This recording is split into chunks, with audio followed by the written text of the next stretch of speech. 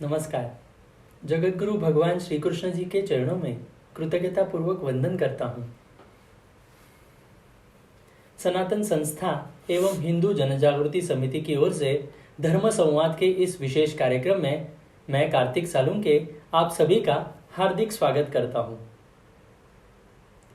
बंधुओं, पिछले कुछ दिनों से हम कर्मफल सिद्धांत इस विषय पर इस धर्म संवाद में हम कार्यक्रम ले रहे हैं। आपके मन के अनेक प्रश्नों का शंका समाधान हमने यहाँ पर करवा कर भी लिया है। इसमें हमने पाप क्या है, पुण्य क्या है, ये हमने जानकर लिया। साथ ही में हम जो कर्म करते हैं उस कर्म के अनुसार हमें किस प्रकार के फल मिलते हैं ये भी हमने समझ कर लिया। प्रारब्ध क्या होता है, प्रारब्ध के कारण उसके फल हमें कैसे भुगतने पड़ते हैं ये भी हमने जानकर लिया। आज के इस विशेष कार्यक्रम में हम कर्मफल सिद्धांत से संबंधित और भी कुछ प्रश्नों का उत्तर हम यहाँ पर जानकर लेने वाले हैं। हमारे साथ आज के इस संवाद में हिंदू जनजागृति समिति के राष्ट्रीय मार्गदर्शक सद्गुरु डॉक्टर चारुदत्त पिंगले जी उपस्थित है। नमस्कार सद्गुरु डॉक्टर पिंगले जी। नमस्कार कार्तिक जी। तो आइए आज के इस विशेष संवाद को हम प्रारंभ करते हैं। सर्वप्रथम मैं सद्गुरु डॉक्टर पिंगले जी आपसे पूछना चाहूँगा, संचित से प्रारब्ध में क्या आएगा, ये किस प्रकार से निर्धारित होता है, ये आप हमारे दर्शकों को बताएं। कार्तिक जी, सर्वप्रथम संचित क्या है वो समझ लेंगे। हमारे अनेक जन्मों का जो कर्म है जिसका फल अभी भोगना बाकी है, वो सभी जो एकत्रित कर्म होते हैं उसका संचित कहते हैं। परंतु समझो किसी व्यक्ति को मनुष्य का जन्म मिलने वाला है तो इतना सारा तो कर्मफल एक जन्म में वो भोग नहीं सकता है, तो उसमें से जो कुछ लेके आता है वो थोड़े से कर्म को वो प्रारब्ध कहा जाता है। उसमें पाप और पुण्य दोनों होते हैं।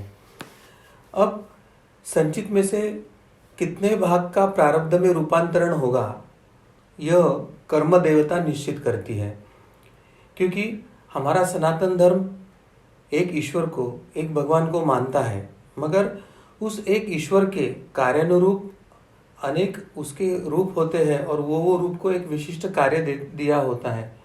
जैसे मृत्यु के लिए यम देवता होती है, तो वैसे इस जन्म में हम कौन सा कर्म लेकर आने वाले हैं प्रारब्ध करके, वो निश्चित करने का कार्य जो होता है वो कर्म देवता के तरफ ये कार्य होता है। अब संचित कर्मों से कौन से कर्म प्रारब्ध स्वरूप में रूपांतरण होना चाहिए, इसके लिए कुछ ऐसे नियम भी निर्धारित है। देवता भी उनके नियम के अनुसार ही कार्य करते हैं। जैसे सबसे पहले बात है कि व्यक्ति के संचित में से जितना पाप यानी जितने बुरे कर्म, उदाहरण के तौर पर जिनका फल दारिद्र्यता होता है या रोग या बीमारी के स्वरूप में होता है, या दिखने के संदर्भ में देखे तो कुरूपता है, या वृत्ति के संदर्भ में देखे तो दुर्गुणी या बुरे वृत्ति का होता है, तो ऐसे जो पाप कर्म भोगने की जो क्षमता उस व्यक्ति की होगी, उतना ही पाप उस व्यक्ति को प्रारब्ध करके उस जन्म में दिया जाता है। वैसे ही अच्छे पुण्य कर्मों के संदर्भ में भी ऐसे ही नियम होता है कि ऐसे पुण्य कर्म जिससे व्यक्ति को सुख एवं आध्यात्मिक उन्नति प्राप्त हो सके, जैसे कि उसका शरीर सुदृढ़ हो, कम से कम व्याधियाँ या रोग या बीमारियाँ हो, थोड़ा सा धन संपत्ति ऐश्वर्य हो उसके पास, उसकी वृत्ति सद्गुणी सत्वगुणी हो, इस तरह के प्रारब्ध जो पुण्य कर्म होते हैं वो इस जन्म में लेके आते हैं। और ये एक बात है कि हर व्यक्ति का उसमें 50% प्रारब्ध पापमय होता है, 50% पुण्यमय होता है, यानी 50-50% पाप पुण्य जब समान प्रारब्ध लेके आता है तो वो व्यक्ति को मनुष्य जन्म प्राप्त होता है। तो इस तरह की कर्म देवता ईश्वरी नियम या योजना के अनुसार उस व्यक्ति को पाप पुण्य का प्रारब्ध इस जन्म के लिए निर्धारित करती है। जी सद्गुरु डॉक्टर पिंगले जी, एक मन में प्रश्न आता है कि हमारे जीवन में जो भी कुछ होता है वो प्रारब्ध के अनुसार होता है, ऐसे शास्त्र कहता है। तो हमारे जीवन में जो प्रारब्ध के अनुसार जो व्याधि हुई है, जो व्याधि आती है, तो उस पर उपचार लेते समय हमें किस प्रकार का दृष्टिकोण रखना चाहिए, ये भी आप हमें बताएं। सबसे पहले तो मैं यही स्पष्ट करना चाहूँगा कि हर प्रसंग मनुष्य के जीवन में केवल प्रारब्ध से ही आता है ऐसा बिल्कुल नहीं है। वर्तमान समय में 65% जो व्यक्ति के जीवन की घटना है वो प्रारब्धवश होती है और 35% ऐसी घटना होती है कि जो व्यक्ति के क्रियामान कर्म से होती है।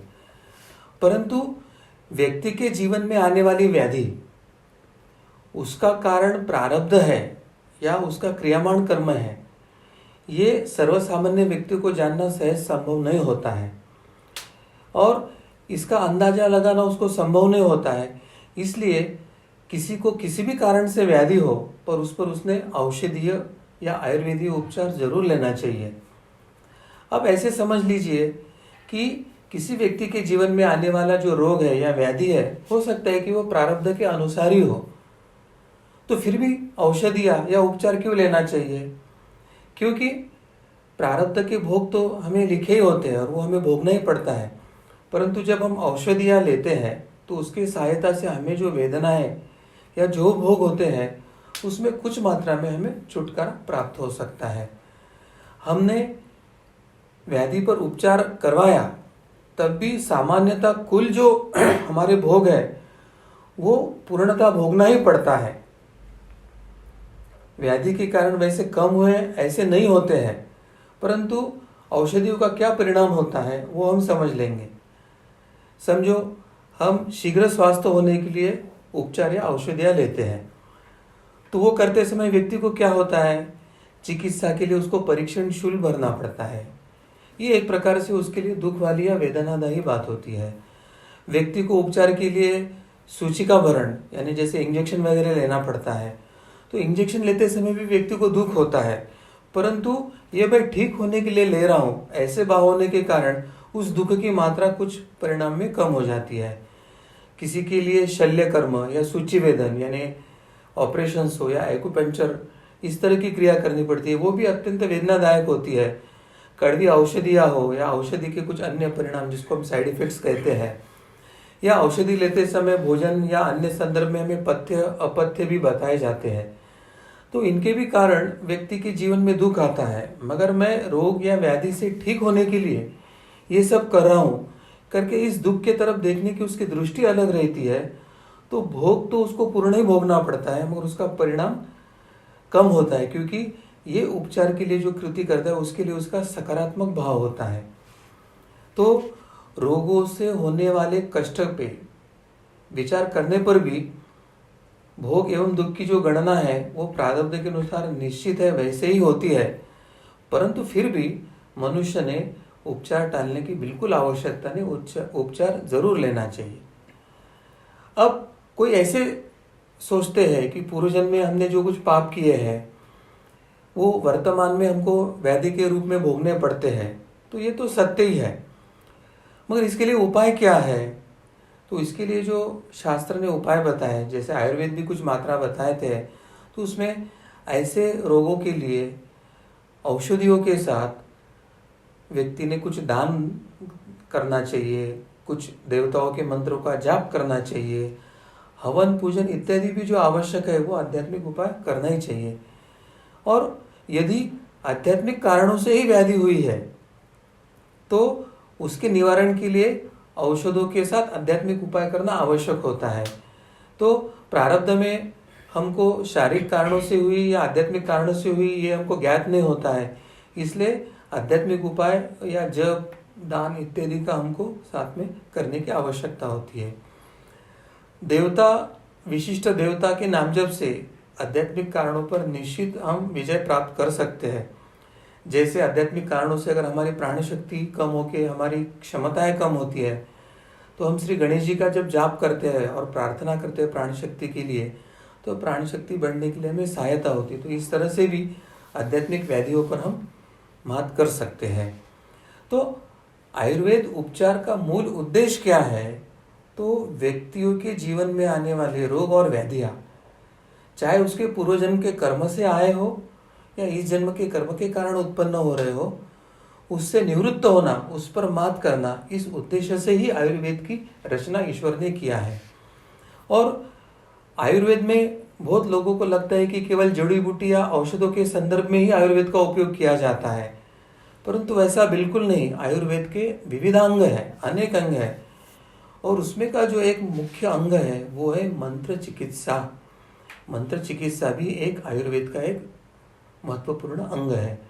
मंत्रों के शक्ति के द्वारा मनुष्य के पूर्व कर्मों से निर्माण होने वाली व्याधि को निश्चित दूर करने का प्रयास किया जा सकता है। यहाँ पर मंत्र की देवता को आह्वान तथा उसका श्रद्धापूर्वक योग्य उच्चारण, यह दोनों बातें अत्यंत आवश्यक होती है। श्रद्धायुक्त अंतःकरण से आह्वान और उसका उच्चारण होने की आवश्यकता है। तो अभी जो हमने विविध कारण देखा है, इन सभी कारणों के कारण हमारे जीवन में आने वाली व्याधि चाहे प्रारब्ध के अनुसार हो या ना हो, हर मनुष्य को औषधि उपचार या आध्यात्मिक उपचार उसके साथ निरंतर करते रहना चाहिए, ऐसे हमारा शास्त्र बताता है।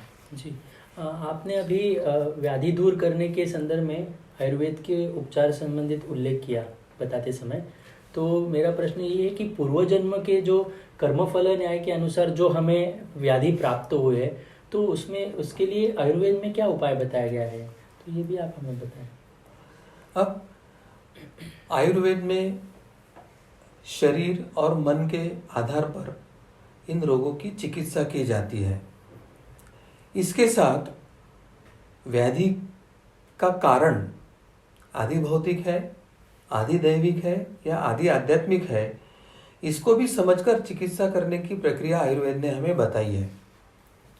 और जैसे धर्मशास्त्र ने बताया, हमारे दर्शनों ने बताया, उसी तरह से आयुर्वेद भी हमें कहता है कि हमारा जो आत्मा है, हमारा जो मूल स्वरूप है, वो निर्विकार और निराकार ही बताया गया है।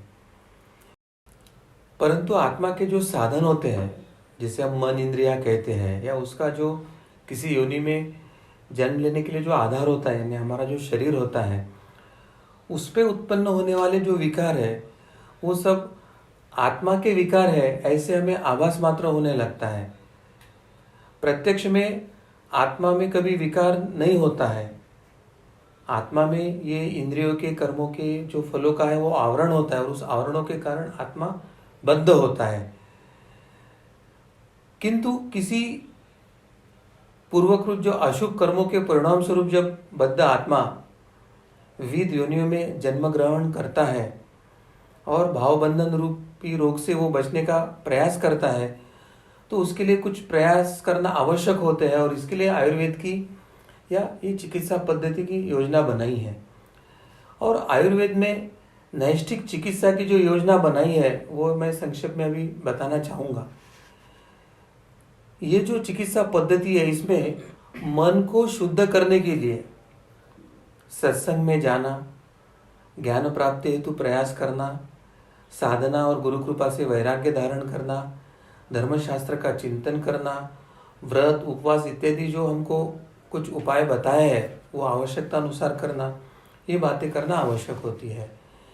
उपयुक्त प्रयासों के साथ विविध योग मार्ग के साथ कुछ यम नियम, यानी कुछ हमें नियम बताए जाते हैं, उसका भी हमें योगाभ्यास करना होता है।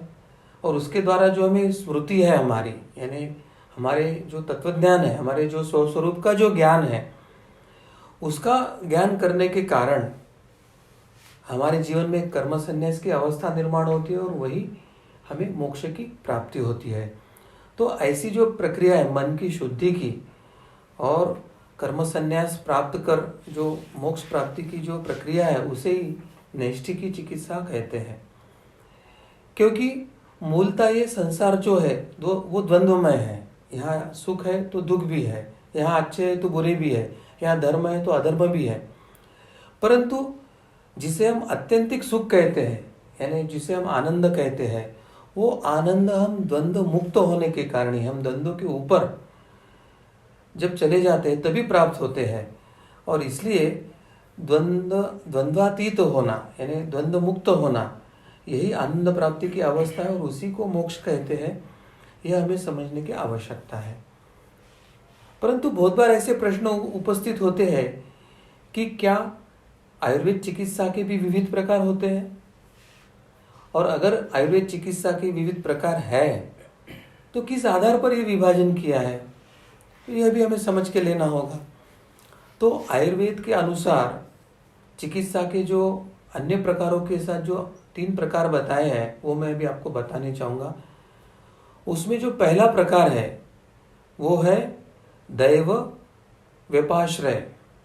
दैव व्यपाश्रय, इसमें क्या होता है, इसमें जो रोग या व्याधि होती है मनुष्य को, वो दोषज नहीं होती है, वो कर्मज होती है, यानी वात पित्त कफ से निगडित नहीं होती है, तो वो कर्म के फलानुरूप होती है।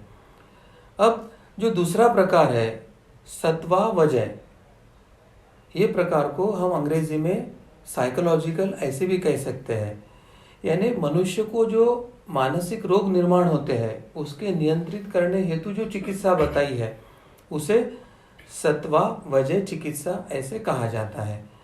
और तीसरा जो महत्व का प्रकार है उसे युक्ति व्यपाश्रय, यानी जैसे हम देखते हैं कि आधुनिक विज्ञान में औषधि देना या किसी से शरीर के विशिष्ट आपके अवयव या संस्था के साथ आपको जो बीमारियां आती है तो उसकी उपचार पद्धति करना, यानी मेडिसिनल या सिस्टमिक जो ट्रीटमेंट होती है उसको हम युक्ति व्यपाश्रय इस प्रकार की चिकित्सा आयुर्वेद में कहते हैं।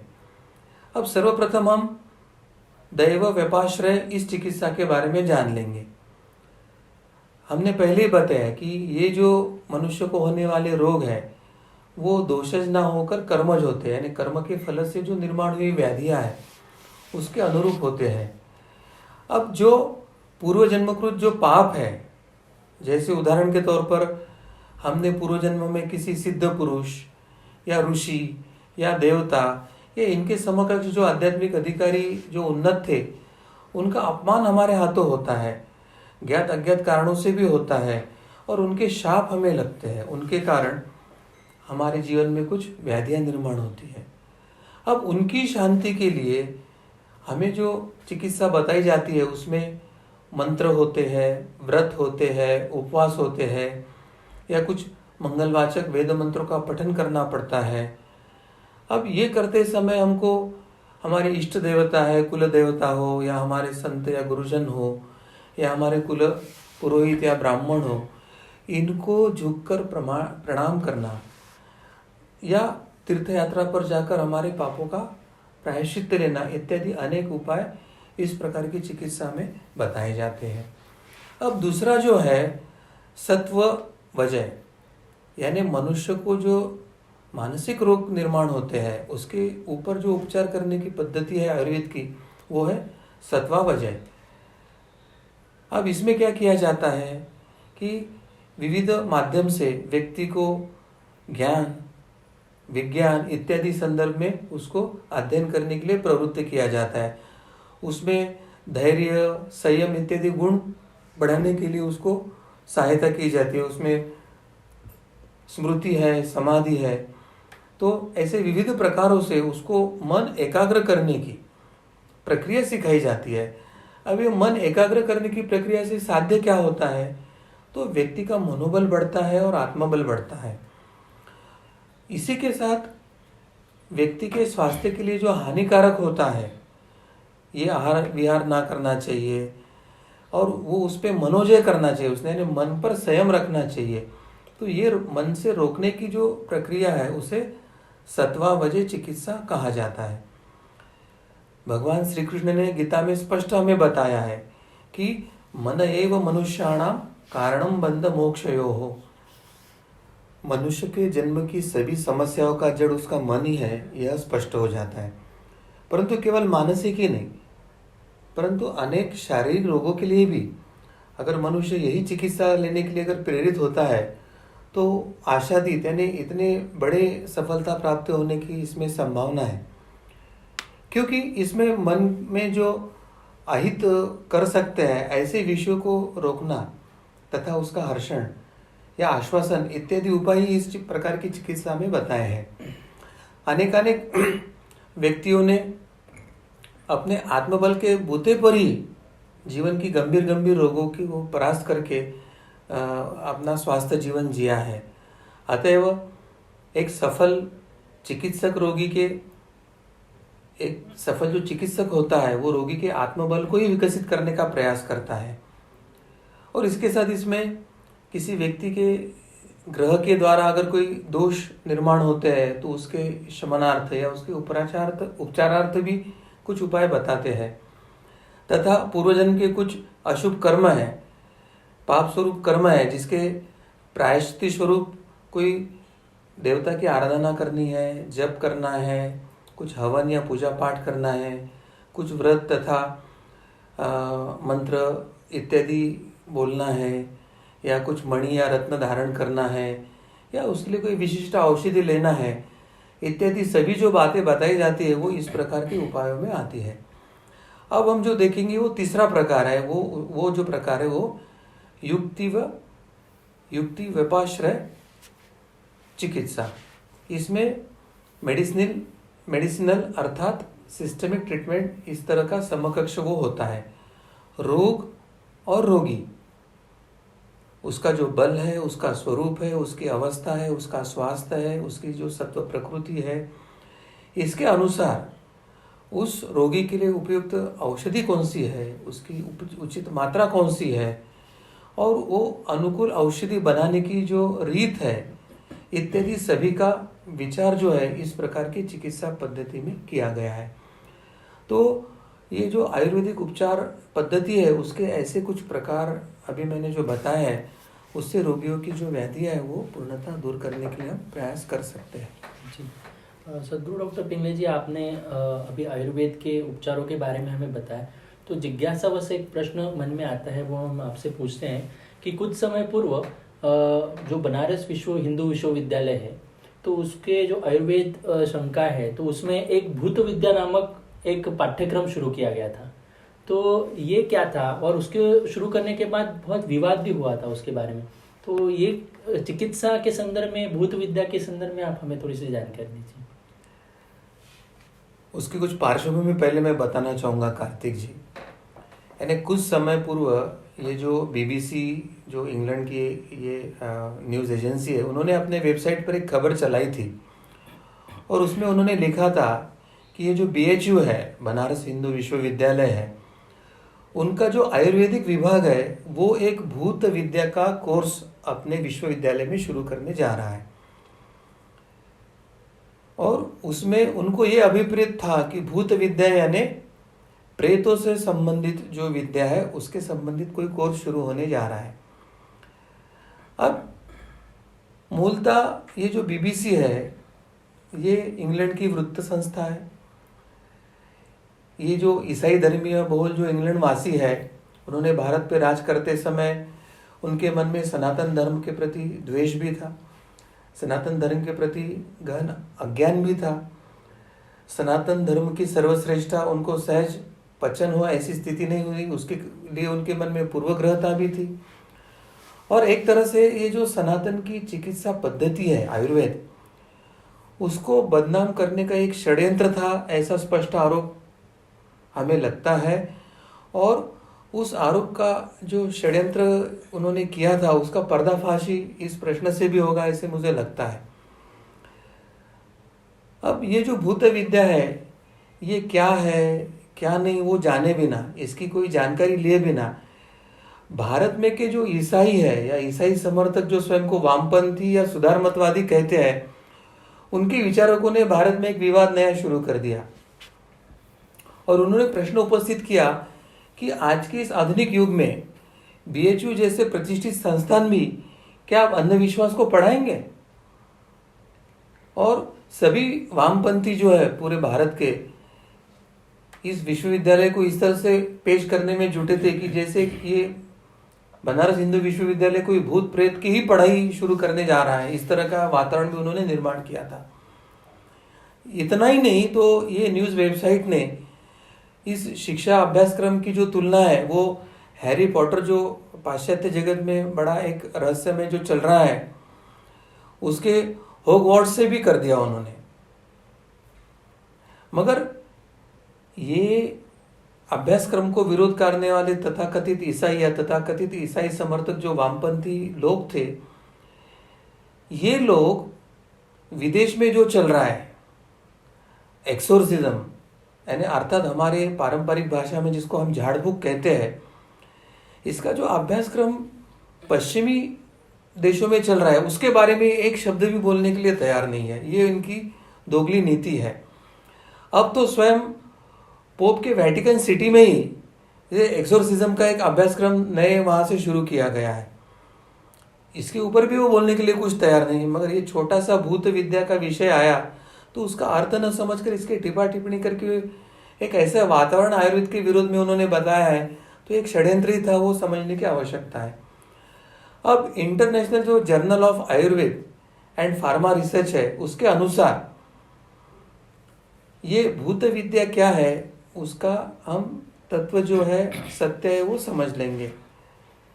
सर्वप्रथम आचार्य जो सुश्रुत थे उन्होंने इस भूत विद्या को आयुर्वेद के एक शाखा के रूप में परिभाषित किया था।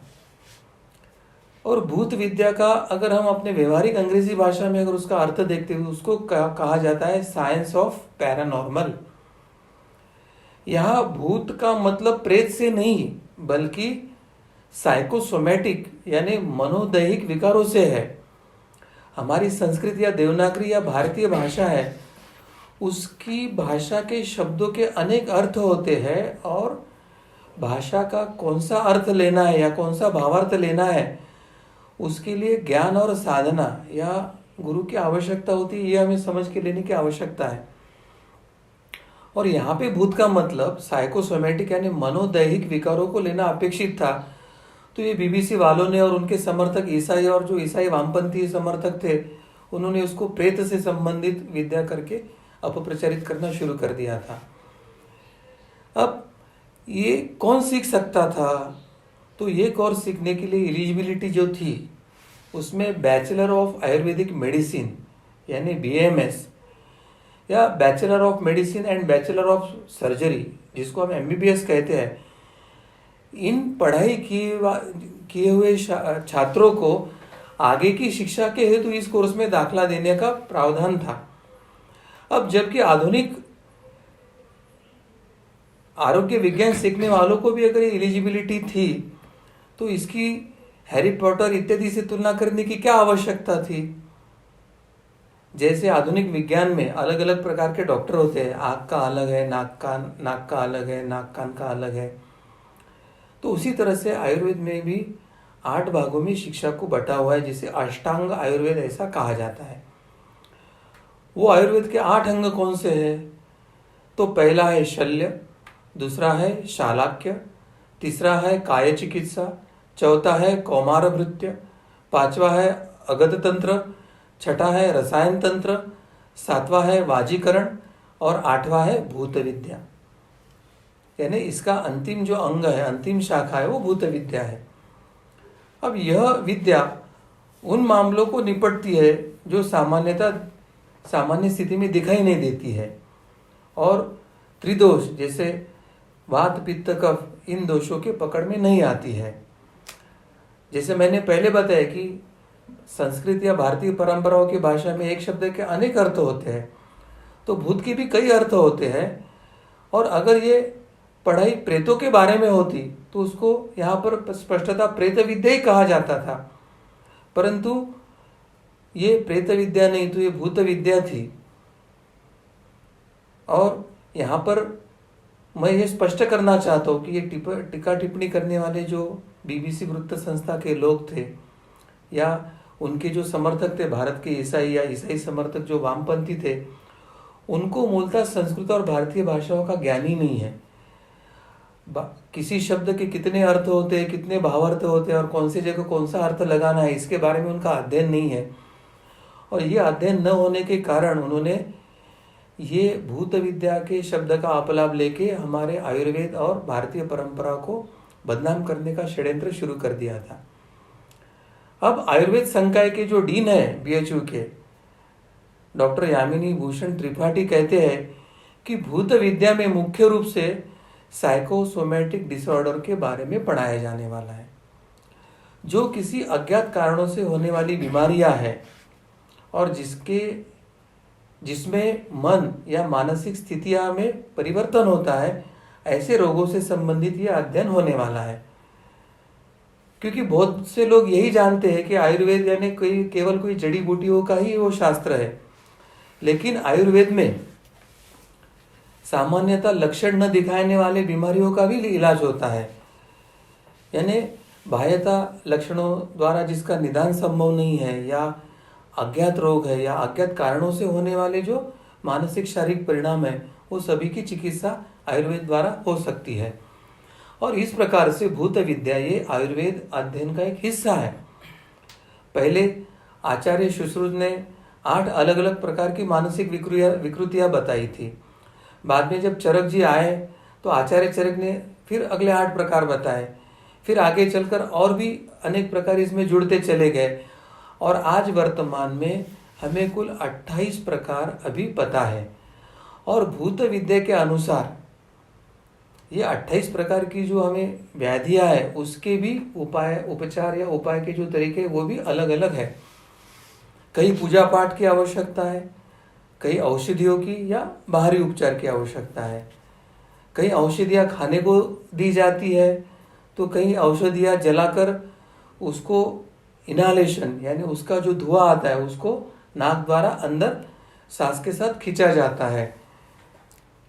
किसी व्याधियों में सिर्फ पूजा पाठ से ही काम हो जाता है, तो किसी व्याधियों के लिए कुछ रत्न या ज्वेल्स जिसे कहते हैं वो धारण किया जाता है। किसी रोगी को कौन सा इलाज करना है ये चिकित्सक अपने अनुभव और ज्ञान के आधार पर ही तय करता है। तो बनारस हिंदू विश्वविद्यालय में भूत विद्या का कोर्स शुरू करके एक तरह से पुराने पद्धति से जो मनोचिकित्सा के बारे में जो ज्ञान है वो छात्रों को शिक्षित करके सिर्फ पुरातन पद्धति को जीवित कर रहे हैं ऐसे ही नहीं, बल्कि इससे जो मनोदैहिक विकार है यानी मानसिक विकार है और असामान्य मनोवैज्ञानिक स्थिति जो है व्यक्ति की कभी कभी निर्माण हो जाती है, उसके भी इलाज आसानी से करना सभी आयुर्वेदिक वैद्य हो या आधुनिक वैद्य हो उनको संभव होगा। इसमें भूत विद्या की यही अवधारणा है, और भूत विद्या के उपचारात्मक जो पहलू है, यह भूत विद्या की अवधारणा और उपचारात्मक पहलू ये 2 विषय सिखाए जाने वाले हैं। मतलब यहाँ स्पष्ट है कि इस भूत विद्या के कोर्स में कोई प्रेत भगाने वाली पढ़ाई सिखाने वाले नहीं है, अपितु इसमें पैरासाइकोलॉजी मतलब मनोविज्ञान से निगडित व्याधियों पर उपचार किए जाने वाला है। तो इसलिए ये जो हल्ला जो मचाया गया वो एक षड्यंत्र का ही भाग है ऐसे मुझे लगता है। जी सदगुरु डॉक्टर पिंगले जी, आपने अभी जो बताया तो उससे हम सभी को स्पष्ट हो गया कि ये भूत विद्या क्या है। तो आप सभी को ये ध्यान में आया होगा, ये जो कार्यक्रम अभी हमारा चल रहा है इसको आप अधिक से अधिक लोगों तक पहुंचा सकते हैं। इसको आप शेयर कीजिए, अन्य लोगों तक भी ये जानकारी पहुंचाने का प्रयास कीजिए। हम इस कर्मफल सिद्धांत के अगले प्रश्न की ओर मैं मुड़ता हूँ। मेरा अगला प्रश्न ये है कि प्रारब्ध भुगतने में क्या हम ज्योतिष शास्त्र की सहायता ले सकते हैं क्या? निश्चित, हमारे जीवन के जो रोग या व्याधियां हैं वो चाहे प्रारब्ध से है या नहीं पता भी नहीं है, तो भी हमारे जीवन में आने वाले व्याधियों के लिए, रोगों के लिए, संकटों के लिए हमने ज्योतिष शास्त्र का निश्चित उपयोग करना चाहिए, ये हमें जानकर लेना चाहिए। अब ज्योतिष के परिप्रेक्ष्य में अगर हम विचार करते हैं तो जन्म समय की जन्मपत्री से इस जन्म में व्यक्ति के जीवन में कौन से काल में किस प्रकार का प्रारब्ध आने की संभावना है ऐसे अनुमान निश्चित लगाया जा सकता है। यानी पत्रिका में जिस समय ग्रहों की अनुकूल स्थिति होती है, तो ग्रहों की अनुकूल स्थिति साधारण मनुष्य के जीवन में पुण्यमय प्रारब्ध का काल फलीभूत होने वाला है ऐसे उसका संकेत होता है। या दूसरे अगर परिप्रेक्ष्य में हम देखते हैं तो मनुष्य के जीवन में धन प्राप्ति, सुख प्राप्ति, मान सम्मान आदि की प्राप्ति इस रूप का काल आने की संभावना होती है। जब व्यक्ति के जीवन उसके जन्म कुंडली में प्रतिकूल ग्रह स्थिति का योग अगर दिखाई देता है तो उससे हमें यह संकेत मिलता है कि इस काल में मनुष्य को उसके जीवन में उसके पूर्व पाप कर्मों का फल अनुभव करने की संभावना है। अब ये कैसे अनुभव हो सकता है? तो जीवन में दुख की मात्रा बढ़ना, बारंबार अपमान या अपमानित होना ऐसे प्रसंग आना, शारीरिक मानसिक व्याधियां निर्माण होना, आर्थिक हानि इत्यादि अनेक रूपों में हम ये प्रतिकूलताएं अनुभव कर सकते हैं। अब प्रतिकूल प्रारब्ध ज्ञात होने पर अगर उपाय हेतु हम ज्योतिष से परामर्श लेते हैं तो उसको सुसह्य बनाने के लिए वो उपयोगी होती है। प्रतिकूल प्रारब्ध पहले से ही जान लेने के कारण सबसे पहले तो व्यक्ति का एक मनोभूमिका तैयार होती है मनोबल बढ़ाने के लिए, या ये प्रतिकूल प्रारब्ध भोगने के लिए उसकी मनोभूमिका निर्माण होती है, इसकी सहायता ही होती है उसके जीवन में। और इसलिए ज्योतिष को वेदों का नेत्र भी कहा गया है, क्योंकि फिर व्यक्ति के जीवन में आने वाले प्रसंगों में अगर कोई व्यक्ति शुभ कार्य करना चाहता है, जैसे कोई हवन हो, पूजन हो, विवाह हो, गृह प्रवेश हो, गृह का प्रारंभ करना है रहने के लिए, तो ज्योतिष उनको संकेत देते हैं, मुहूर्त शुभ काल बताया जाता है उनको। और प्राचीन काल में क्या था कि साधारणतः सभी जो जीव थे वो गुरुकुल में ही अध्ययन के लिए जाते थे और वहाँ पर उन्हें 64 विद्याओं की उन्हें शिक्षा दी जाती थी। और ये 64 विद्याओं में ज्योतिष भी एक शास्त्र सिखाया जाता था।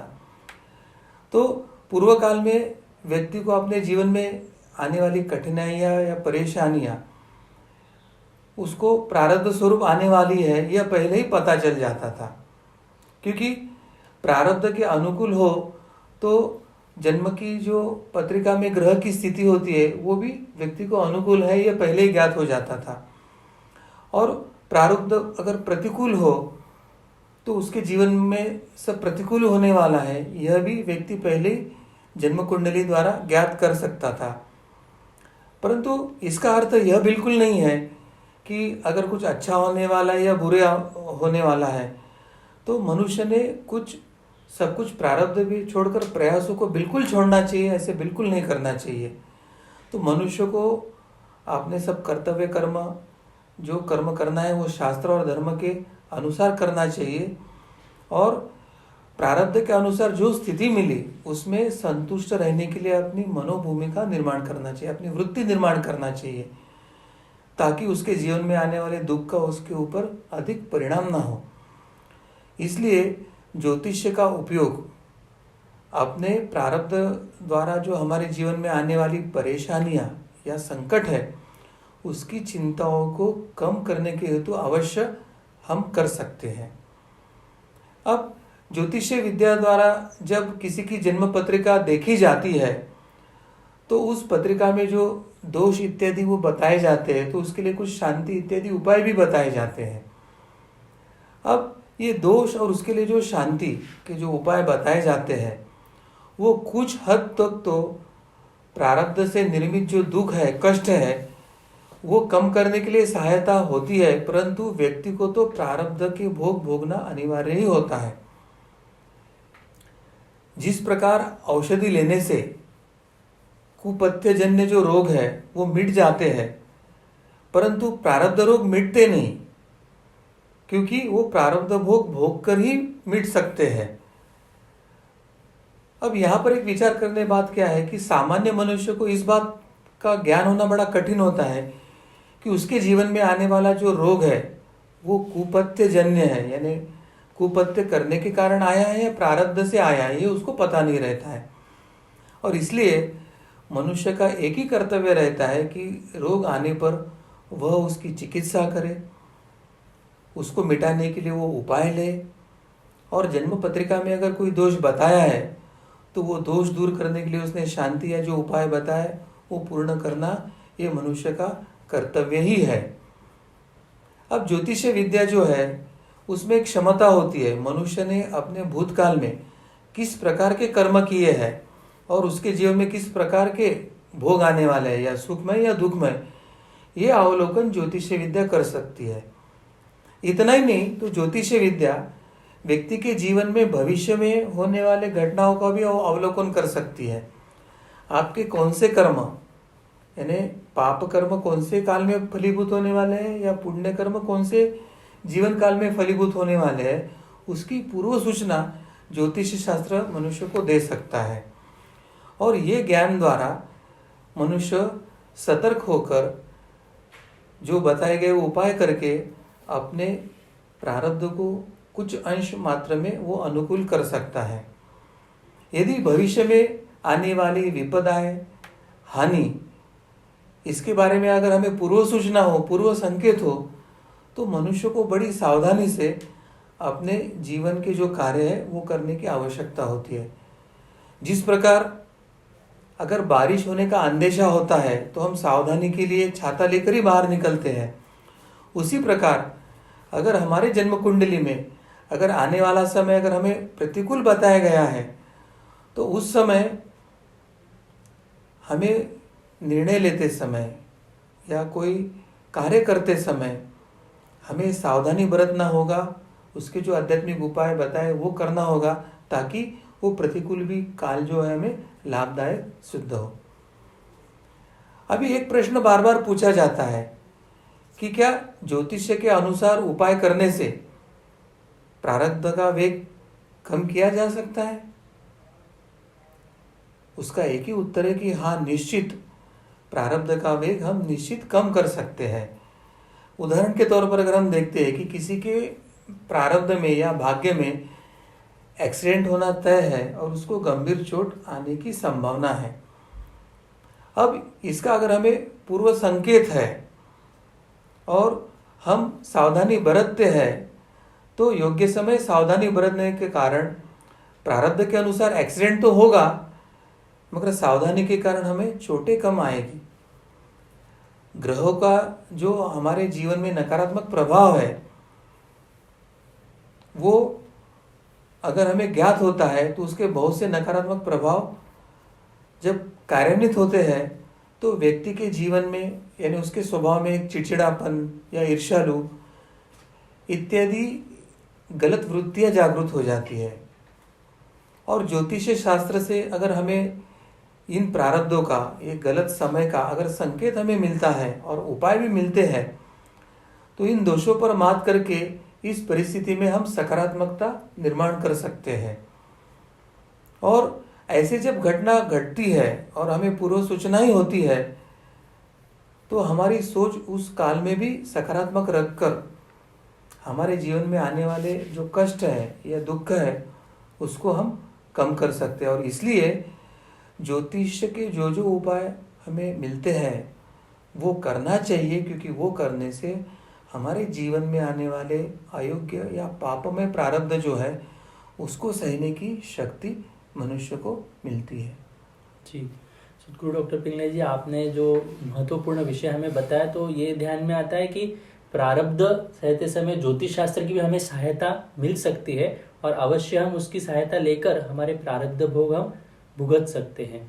इसी के साथ हमने अलग अलग विषय आज यहाँ पर समझ कर लिए हैं। हमने भूत विद्या के बारे में जानकर लिया है, आपके मन के बहुत सारी शंका भी दूर हुई होगी। तो आज हम यहाँ पर ही रुकने वाले हैं, लेकिन मैं आप सभी से निवेदन करना चाहता हूँ, ये सुनते समय यदि आपके मन में कोई शंका निर्माण हुई हो तो आप अवश्य चैट बॉक्स पर अपनी शंका दे सकते हैं, लिख कर दे सकते हैं। हम आपकी शंकाओं का समाधान करने का प्रयास करेंगे। आपके कोई सुझाव हो तो भी आप अवश्य हमें भेजें। आपके सुझाव हम सभी के लिए बहुत महत्वपूर्ण है। इसी के साथ आज का कर्मफल सिद्धांत का ये धर्म संवाद का विशेष भाग यहीं पर संपन्न हुआ।